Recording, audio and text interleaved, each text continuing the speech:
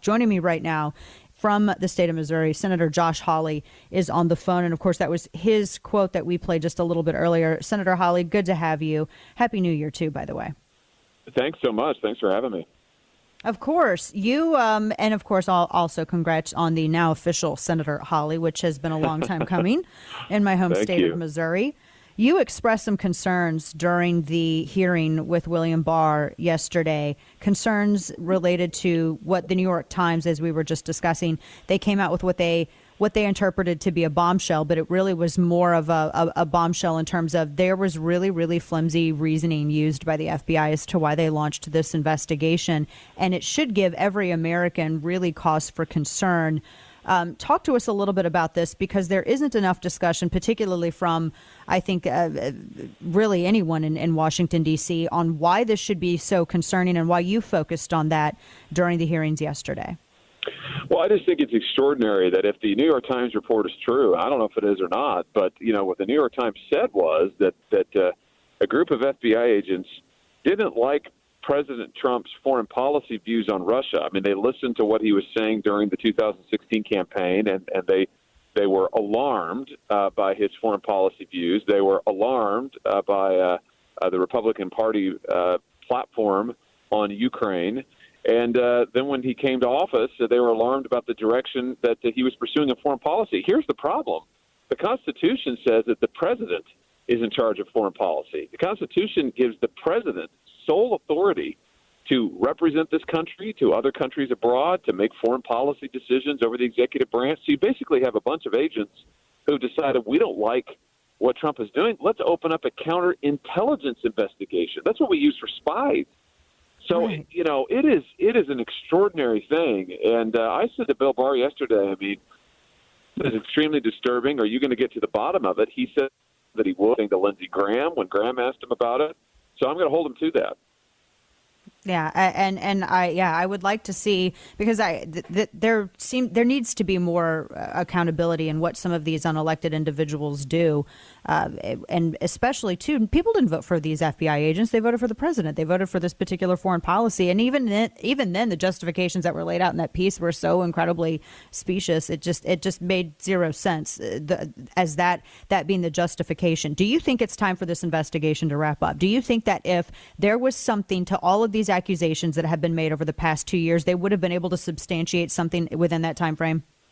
Yeah, I think it is time for Mueller to wrap up his investigation. I mean, I've said this over and over, and I for the reasons you lay out, Dan. I mean, look, he's been at it for 2 years. He's spent tens of millions of dollars. He has a fleet of attorneys who are working for him and prosecutors, and so far we haven't seen a shred of evidence to suggest collusion, which is what he's supposed to be investigating. So if he has the evidence, fine, he should come forward with it. But we're getting to the point where he needs to issue his report. He's obliged to give a report at the end of his investigation. It's time that we had it.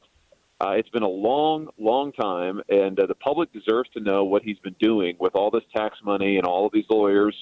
And if he's got evidence, fine, let's have it. Let's see it. But the time has come, I think.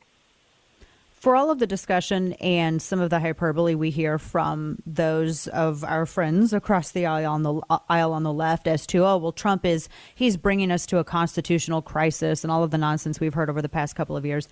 Do you think, in light of everything that we have learned since the election and the abuse of government power and the abuse of these tools that were actually supposed to be used to protect American citizens, as opposed to, being leveraged for these vendetta campaigns going after people because they won an election, are you concerned that is bringing us more towards, I don't know if crisis is the right word, but a constitutional concern that you have this, sort of all of these bureaucrats that are trying to undermine faith in the process that we have here in the United States?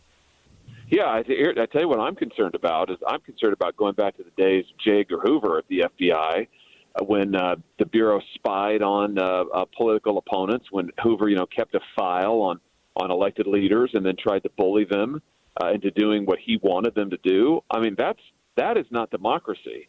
And we said that those days would never come again in this country. And we said, no, it's time for the FBI to be accountable. And that's why the FBI reports to the Justice Department, reports to the Attorney General.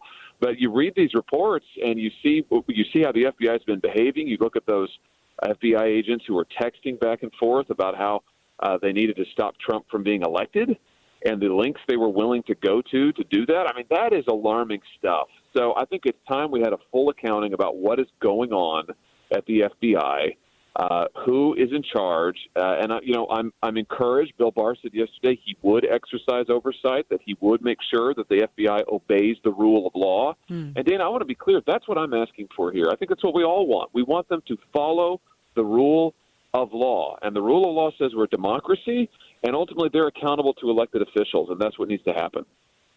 What are your thoughts on Bill Barr as his nomination? Are you pleased with him? Do you think that this is that there's not going to be much opposition to him? Are you pleased with his answers yesterday?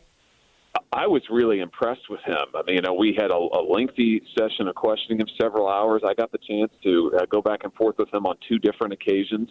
And, I asked him a lot about big tech, about these companies that have been getting the sweetheart deals from the government. And you and I have talked about this before, Dana, and getting more and more powerful and then discriminating against conservative viewpoints and collecting private information on consumers. So he and I talked a lot about that. I thought his answers were really encouraging. He agreed it was a problem. I thought his answers on getting a handle on the FBI and making sure they follow the law, that was encouraging. So I think he's tough. I think he's smart. He gets that we have an immigration problem, and we have an illegal immigration problem in this country. He talked about that at length, which I think is also really encouraging. So, will the Democrats support him? Probably not, because all the Democrats care about right now is 2020. I mean, all they care about is trying to hand President Trump a defeat on any issue, anytime, anywhere.